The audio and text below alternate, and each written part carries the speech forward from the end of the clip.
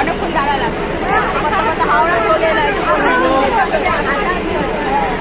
Hello, ছবি তুলতে হবে।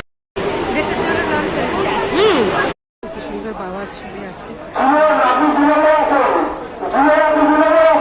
লঞ্চ ঘাটে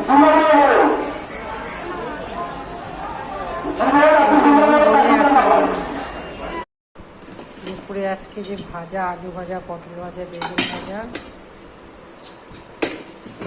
বিউলির ডাল, এখানে আলু পোস্ত আর দই করেছিলাম, দই এনেছিলাম, একটু হাঁড়িতে দেওয়া।